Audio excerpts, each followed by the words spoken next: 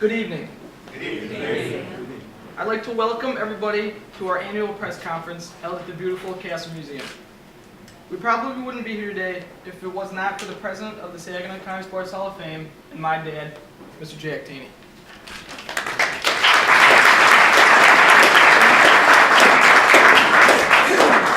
If you could stand for the Pledge of Allegiance. Please join with me. I pledge allegiance to the flag of the United States of America and to the republic for which it stands, one nation, under God, indivisible, with liberty and justice for all. Amen. Thank you. At this time, I'd like to invite up State Representative Stacy Irwin Oaks. She's got an award that she wants to present.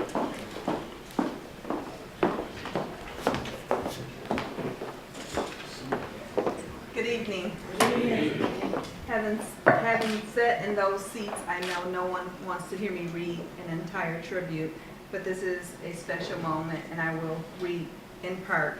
In special recognition, the Saginaw County Sports Hall of Fame, passing on the legacy of Saginaw County athletics. Let it be known that we are proud to join with the members and officers of Saginaw County Sports Hall of Fame as they continue their efforts to share the countless stories and enduring legacies of Saginaw County athletes that have stood the test of time. We wish to take this opportunity to express our most sincere appreciation for the efforts that have been led by members and officers of the Saginaw County Sports Hall of Fame. It is our hope that their work will inspire future generations of coaches and athletes in their pursuit of greatness. The ski simulator exhibit would not have been possible without the efforts of and contributions of Alloy Construction Service, Apple Mountain Ski Resort, Atomic Ski Company, Boeing USA, Innovative Communications, Perfect Corporate Image, Reaction Powder Works, the Susie McCogan Art Gallery, the Stable Outdoor Outfitters, and WNEM TV5 and Zeet Builders.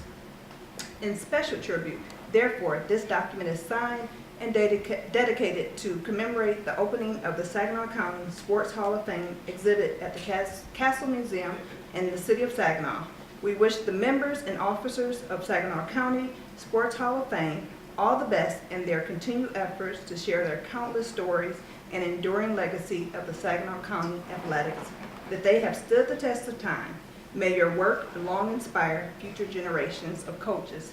Signed, yours in service, Stacy Irwin Oates, the 97th Legislature at Lansing, Wednesday, April 23rd, 2014. And we will be sending forth a separate tribute that will also be signed by Lieutenant Governor Calley and the Governor of the great state of Michigan, Governor Steiner. All right, before I get started, there's a person I want to introduce. Mary Jo, could you stand up? Where's Mary Jo? Mary Jo Skinzel is the head coach of the Newville Catholic Central Girls State Championship basketball team. You have a round of applause for Mary Jo.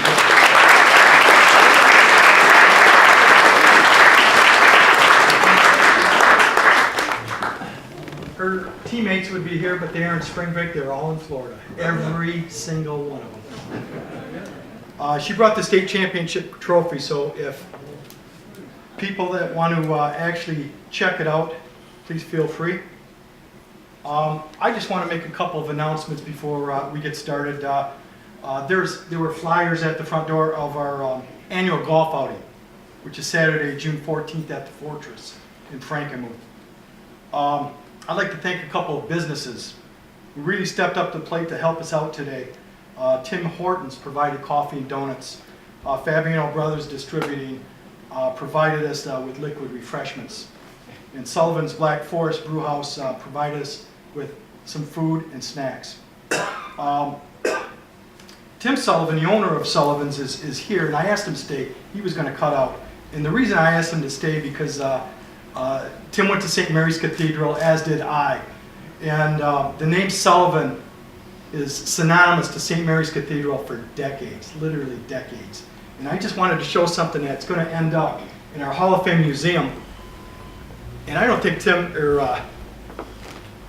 has seen this. This is a basketball warm-up from St. Mary's It's got Sullivan on the back of it. This is from Bill. Your brother Bill donated this to us, so this is going in the Hall of Fame Museum.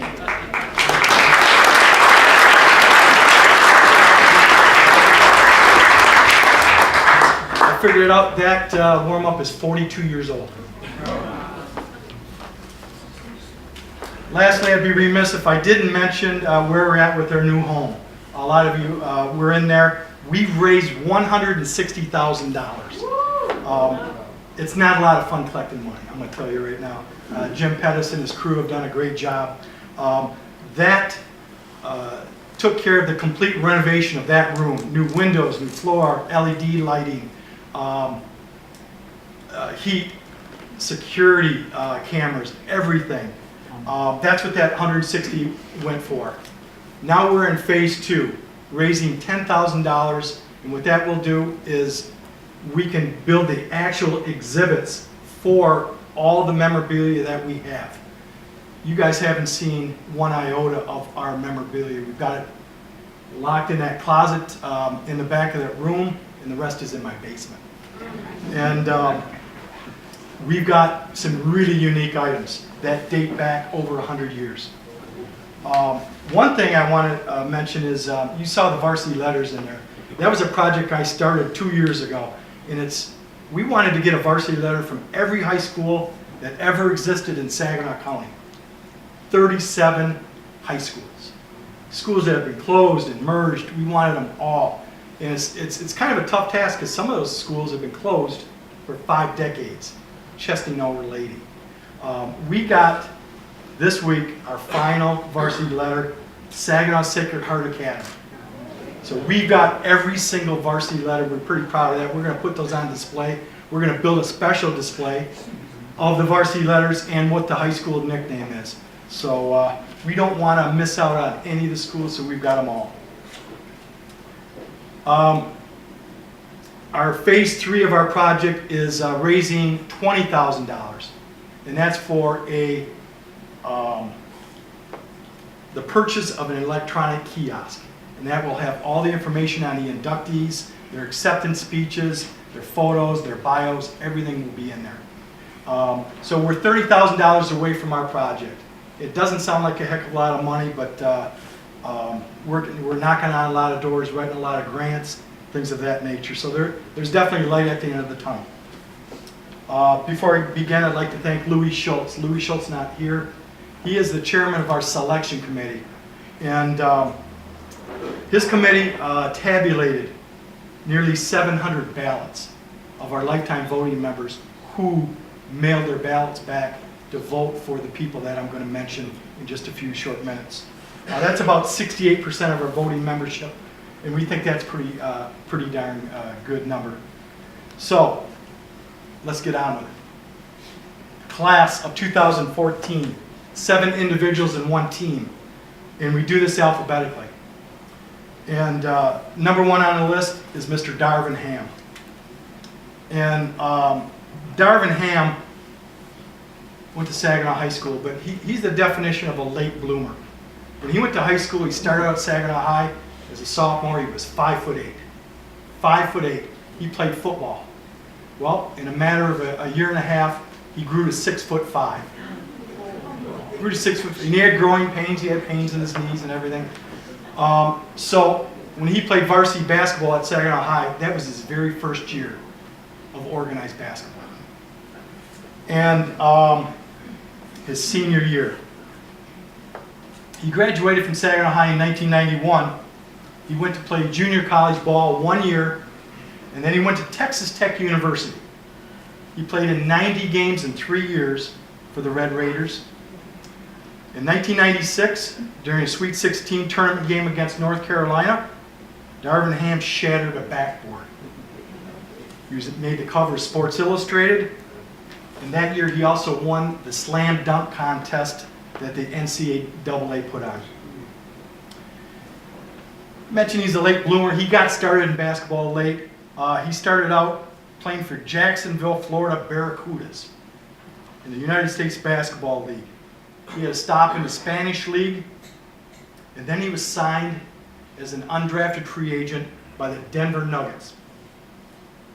He had stints with the Nuggets, the Indiana Pacers, the Washington Wizards, Milwaukee Bucks, Atlanta Hawks, before signing as a free agent with the Detroit Pistons.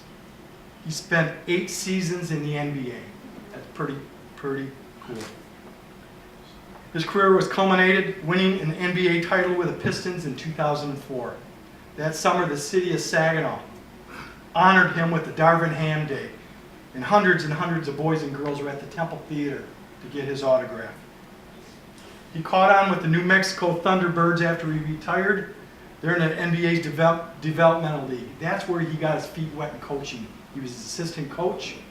1 year later, he was the head coach. But he rose through the ranks.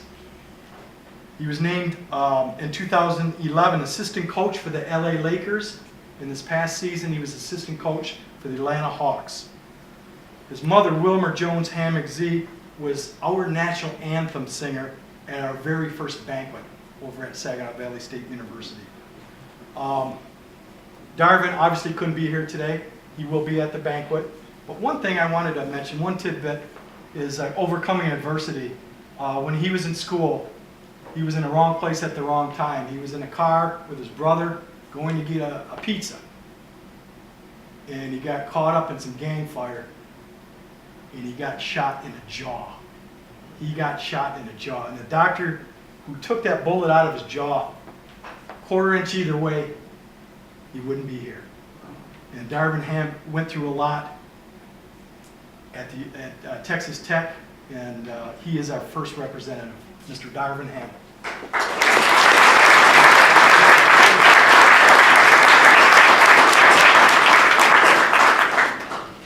Our second individual inductee is a gentleman by the name of Tom Kennelly. A lot of people know him as Coach Kennelly or TK. I was trying to figure out the other day how long I've known Tom Kennelly. And I think Moby Dick was a minnow. I figured out 33 years I've known Tom Kennelly. He was born in Hemlock, and he played football for Hall of Fame coach Bob Wallace, who we inducted last year. That's pretty cool, following one of your mentors.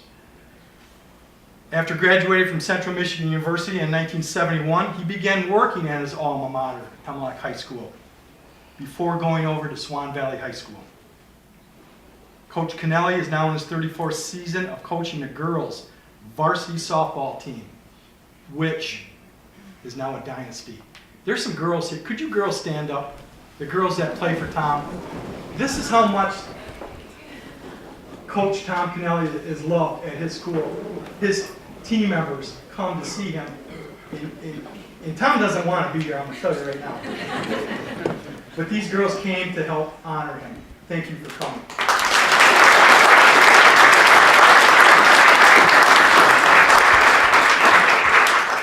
Dynasty, Swan Valley High School. With a recent doubleheader sweep over Heritage, he earned his 1,000th career victory. 1,000 victories. That makes him just the third softball coach in Michigan high school history to pass that milestone. He has the most wins of any softball coach in Saginaw County history. You can't count Frank Muth's Brad Walraven. He got 98% of his wins at Bay City All Saints. There's only a few of us that know that. His varsity softball team has reached the 30-win plateau in 4 of the past 5 seasons, including 3 straight trips to the Final Four in Battle Creek. The Vikings had just 1 losing season in all those years that Tom coached. 1 losing season. All told, Swan Valley has captured 19 conference championships, 14 district crowns, 7 regional titles, 6 appearances in the Final Four. They finished as a state runner-up in 2013 and 1994, and his team won the state championship in 1986. I was a sports editor back then, and I covered that team, and that team was a lot of fun to cover. While at Swan Valley, he also coached a girls basketball team from 1989 to 2007. Racked up an impressive 321 wins, 122 losses. His team won 7 Tri-Valley Conference titles, 10 district titles, 3 regional titles, 1 quarterfinal game, and he had 1 runner-up finish. He also coached 17 years of football and 4 years of wrestling at the school. Tom Cannelli is inducted to the Michigan High School Softball Coaches Association Hall of Fame in 1998. He was named the Michigan High School Coaches Association Coach of the Year in 2012. The same year, he was selected as National Coach of the Year by the National Federation of State High School Associations. Ladies and gentlemen, please help me welcome Mr. Tom Cannelli.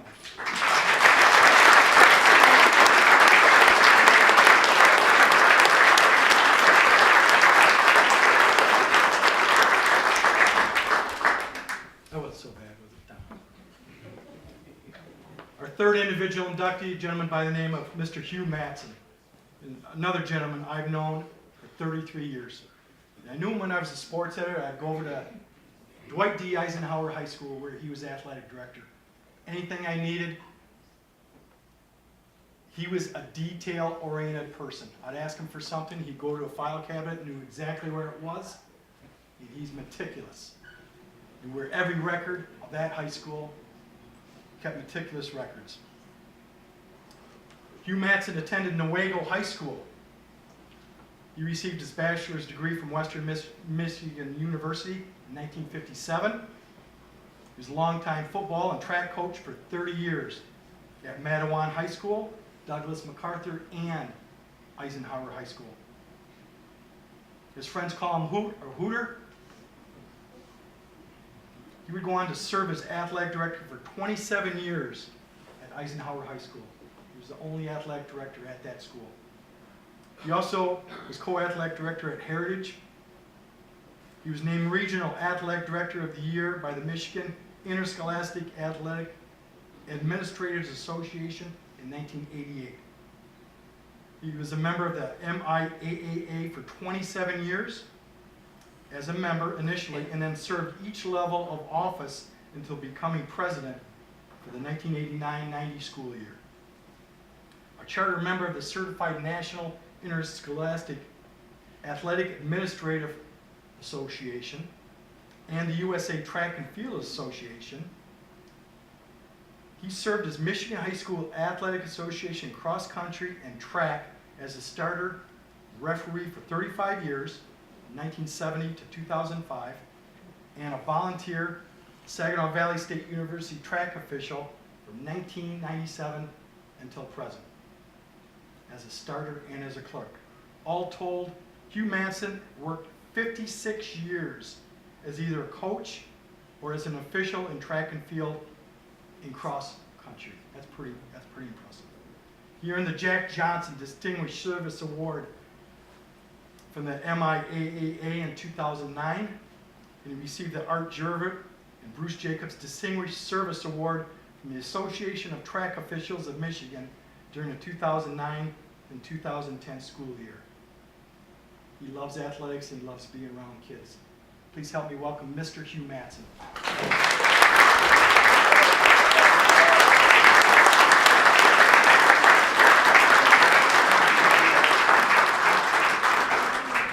Our fourth individual inductee is a gentleman by the name of Lawrence McKinney. And Lawrence McKinney was born in Saginaw. He played football, basketball, and baseball at Arthur Eddy, and he played basketball at Saginaw High. But he's not known for his athletics. And if he was here today, he'd be the first one to tell you that. I've read a lot on Lawrence McKinney, and what I learned, he's a dedicated worker and an outstanding volunteer in our community. He earned an associate's degree in business from Delta College, and then he went on to earn a degree in divinity and theology from the Rhema Bible Training Center at the University of Tulsa. This is his work career. His work career includes stints at Saginaw Steering Gear, 1963 to 78, Michigan Bell Telephone, 1978 to 1981, Trinity St. John from 1981 to 1985. He has his own landscape company from 85 to 93, and he worked at the Saginaw News from 93 to 2006. That's his work career. This is what he did for a lot of gentlemen in this room today. His nickname was Peanut. And you guys call him Peanut? Probably not. Call him Mr. or Coach, correct? From 1973, for 33 years, he coached at Heaven Ridge Elementary School. He's widely known for his 38 years as the official caretaker of Veterans Memorial Park in Saginaw, where he cut the grass, planted flowers, picked up litter, cleaned the restrooms, and he also got the city of Saginaw to restore water at the park, which isn't a real easy task, I'm going to tell you right now. It's been estimated that Lawrence McKinney coached over 600 organized youth sports teams in 38 years. 600 teams. He coached thousands of boys and girls in his Eastside neighborhood, including, and this is an all-star team, I'm going to tell you right now, Archie Tullis, Vermont Roberts, Brian Pruitt, Alfonso Boone, Lamar Woodley, Draymond Green, Dar Tucker, and I know Monquez Wedlow is here today. Could you gentlemen stand up? This is how much they think of Lawrence McKinney. These gentlemen came here to support.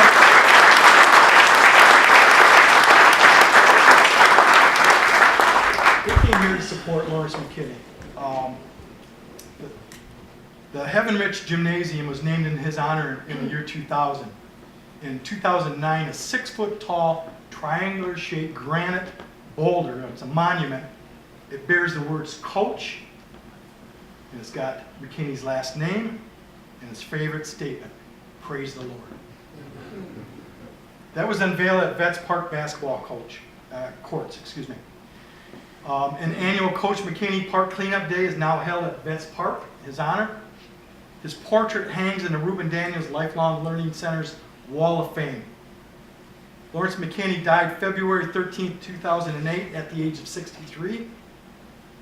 Tonight, to help honor him, are his brother Willie McKinney, Bobby McKinney, Tommy McKinney, and his nieces Denise Nickelberry and Pam Pauley. Could you people please stand?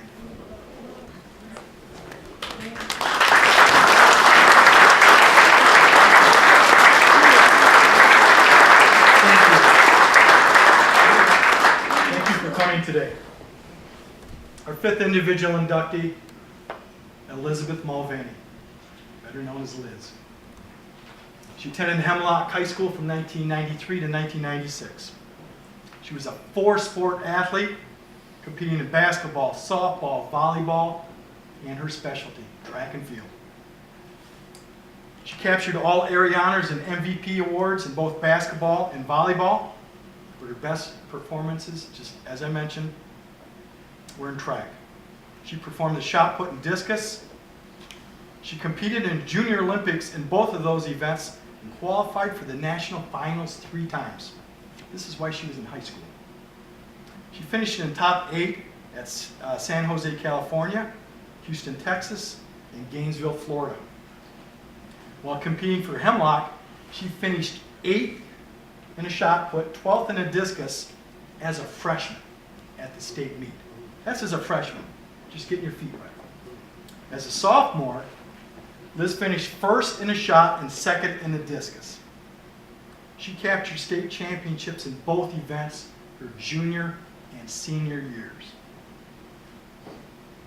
All told, she finished her outstanding prep career with 5 state titles. She anchored the strong Hemlock High School girls track and field teams by winning 4 consecutive Tri-Valley Conference championships. The Huskies also finished with 1 state championship and 1 runner-up finish while Liz was on the team. She was MVP at the Midwest Meet of Champions. She finished 1st in a shot and 2nd in a discus. She competed all 4 years in the Corf Schultz County track meet. She holds the record for both the shot and the discus and was named meet MVP. In 1996, she set Saginaw County records in the shot put, 44 feet 8.5 inches, in the discus, 151 feet 1 inch, records that still stand today. Her name with all the boys and girls from Saginaw County who hold track records will be hung in our museum room. Her records still stand today. After being heavily recruited, she chose to stay home, went to Saginaw Valley State University. She continued her education and athletic career for the Cardinals, and at Saginaw Valley she competed in the shot put, discus, and the weight events from '97 through 2002. She was named All-America in both the indoor and outdoor seasons in the shot put event. She would go on to help the Cardinals capture 2 GLIAC championships. This is the part that I really thought was cool. She helped coach several area high school athletes in the throwing events during her years at Saginaw Valley. Most college kids could care less about high school kids. She went back and helped them with their technique in the shot put and discus. I thought that was pretty cool. Her name's now Elizabeth Garcia, and she resides in Saginaw with her husband Clint and son Tyler. Today she's here with her dad John and her grandmother Lorna. Could you help me welcome Elizabeth Mulvaney?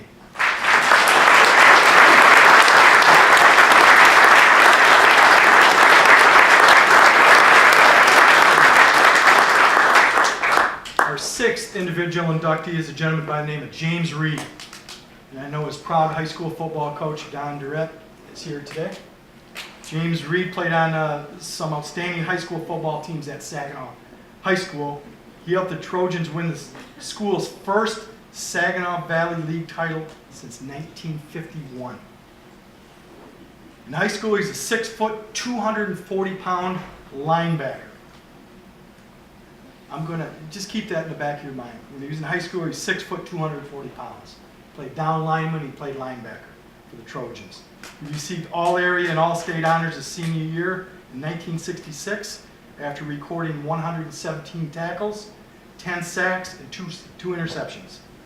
He received a scholarship to the Iowa State University, where he blossomed into a 4-year starter at defensive tackle. He was a 3-time All-Big 12 Conference selection. He was selected Iowa State's Defensive Lineman MVP in 1997. In the year 2000, he earned the school's prestigious Knutson Award.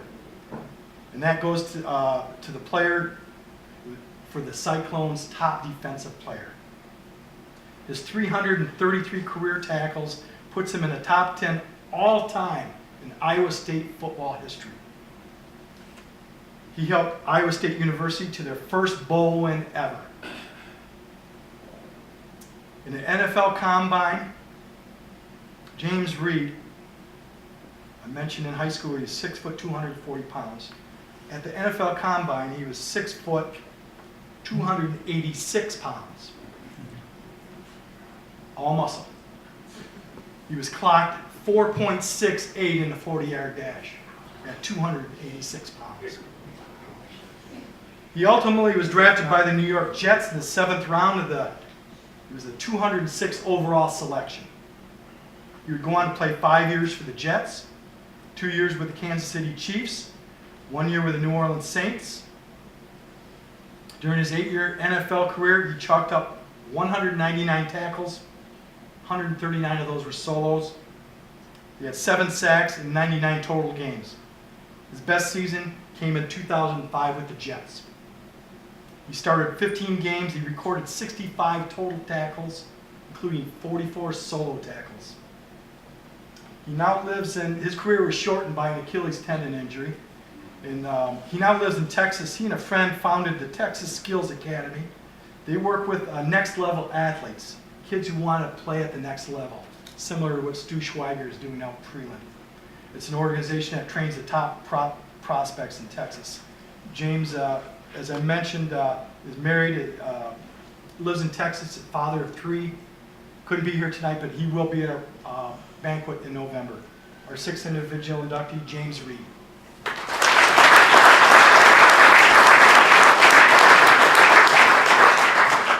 Our 7th and final individual inductee, Daryl Zarensky. And I talked with Daryl the other day, and Daryl is an Olympic athlete, Olympic caliber athlete. And I talked to him the other day, and because our first process when we talked to the inductees is ask them if they will accept. And that's just a protocol that we have to do. And he says yes.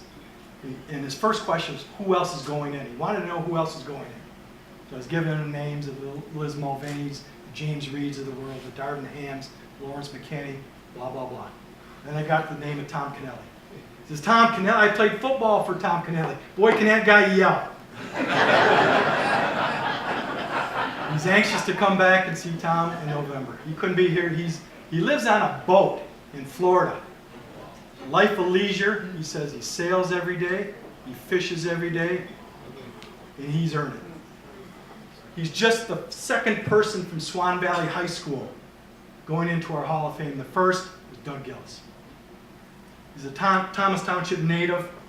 He discharged his first firearm at the Saginaw Gun Club as a 6th grader. He aspired to do nothing more than deer hunt. But by his sophomore year at Swan Valley, you could tell he was going to be one heck of a shooter. When he was at Swan Valley, he was invited to compete in the Junior Olympics, but his first year he ranked last. But he returned each year until he earned top honors as a senior in 1986. Just shows you what kind of determination he had. His ultimate goal, his eye, was on the Olympics.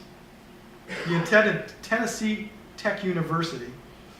He was part of the school's pistol and rifle teams. He got a scholarship to go shoot. How cool is that? He also made a stop at Roger Williams University in Bristol, Rhode Island, where he earned a degree in industrial engineering. After that, he joined the U.S. Army. He joined the U.S. Army in 1992 and was a member of the elite Army Marksmanship Unit in their world-class athlete program. It was there where he spent 5 days a week, 8 hours a day, firing round after round after round. He amassed numerous shooting awards, including first place at national championships in pistol shooting, 1994, 95, 98, 99, 2000, 2002, 2003. 1996, he went to his first Olympic trials.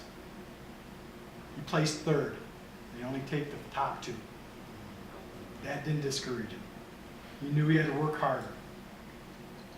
Finally, after more than a decade of training, he qualified for the 2000 Olympic Games in Sydney, Australia.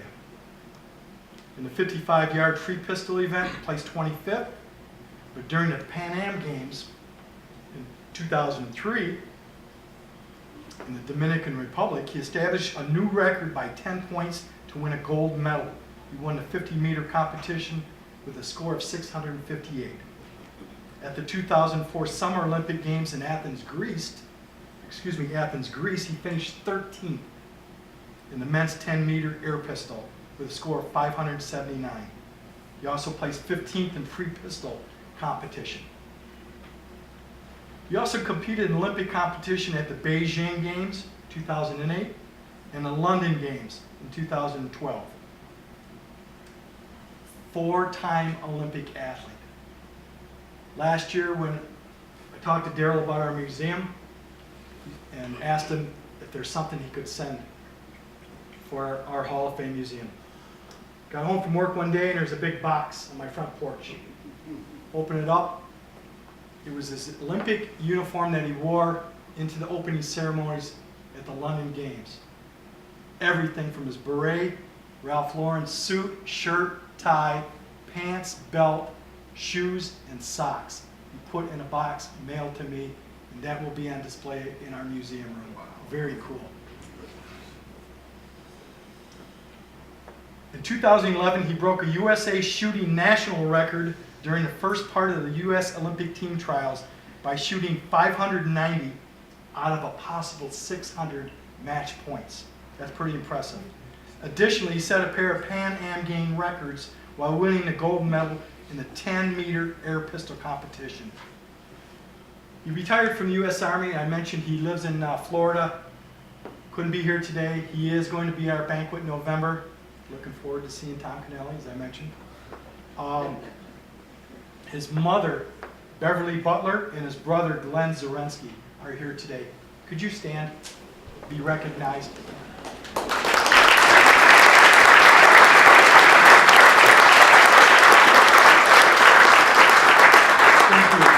Thank you for attending. There's also a young man that's at the USA Olympic Training Center in Colorado who's a good friend of Daryl's. He's from Hemlock, Colin Wheatfield. He's a promising Olympian himself. His parents are here because Colin and Daryl struck up a friendship out in Colorado. And that's pretty cool. You go all the way to Colorado. Who do you see? Somebody from Swan Valley. You see somebody from Hemlock. I mean, how cool is that? And Colin's parents are here, Michelle and Craig Wheatfield. Could you stand, please?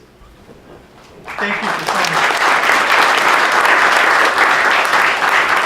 Thank you for coming today. Our 7th individual inductee, Daryl Zarensky.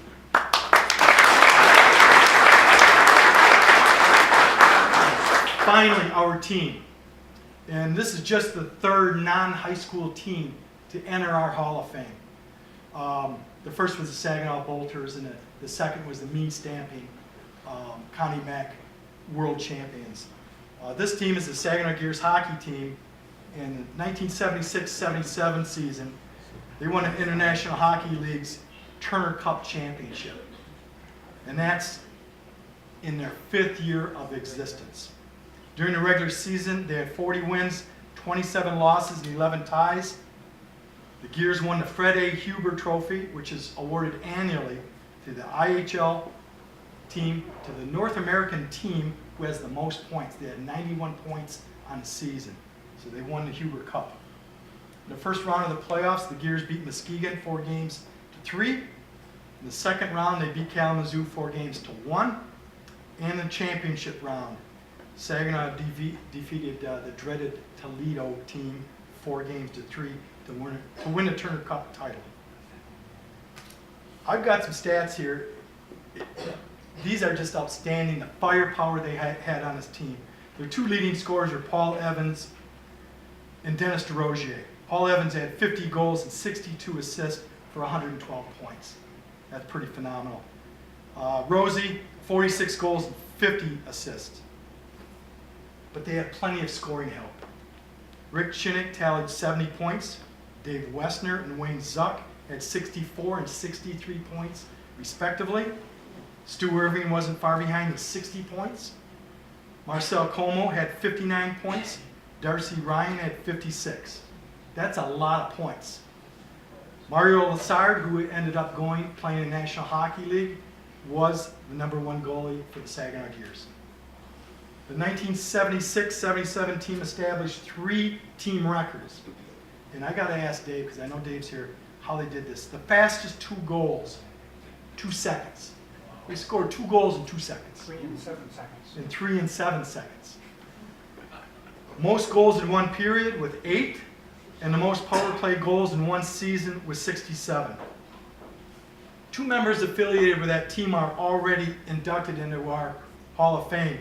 Right winger Dennis DeRozier was inducted in 2006, and general manager Ren Blair was inducted in 2007. And I just want to allude to the fact Ren Blair was the Dave Dombrowski of his era, and I'm sure Dave can back me up on that. He made key moves to build this team. He brought in Wayne Zuck. Wayne Zuck was an all-star in Flint Generals, and he brought him in, and he had one heck of a career, ending his career with the Saginaw Gears. But right at the playoff time, they brought in Gary Sittler. Gary Sittler didn't play 1 game during the regular season for the Gears that year. They brought him in for the playoffs. He came over from the Syracuse Blazers, and he played in 71 regular season games with the Blazers. So when the playoffs started, Ren Blair gets a hold of him. You're coming to play for me. And in 12 playoff games, he had 17 points in 12 playoff games. He also had 68 penalty minutes.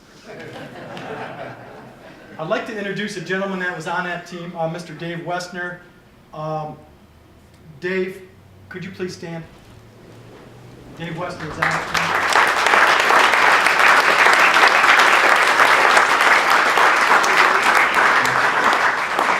team. Dave, I just wanted to say, if no one has already mentioned it to you, I just wanted to thank you for staying in this area, making our community your home, and you're also a business leader in our community. Thank you for staying in Saginaw.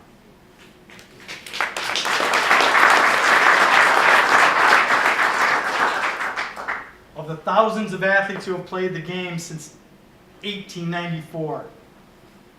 The coaches, the contributors, the athletes. We're only in our 13th year of honoring the outstanding individuals. In 2014, we're going to honor 7 individuals and 1 team, which brings our overall total of individuals to only 124 of the thousands and thousands of athletes who have participated in the county.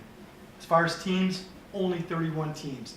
As I mentioned, the Saginaw Gears are just the 3rd non-high school team to enter our Hall of Fame. Those 7 individual inductees in that team will be enshrined on Sunday, November 2nd, at our Hall of Fame banquet at the Horizons Conference Center. The doors will open at 3 o'clock with the social hour, and the banquet will start at 4 o'clock. Dave, I'm sure Dave's going to try to get as many of his ex-teammates there. Horizons does carry Labatt's and Molson. I just wanted to make sure you know that.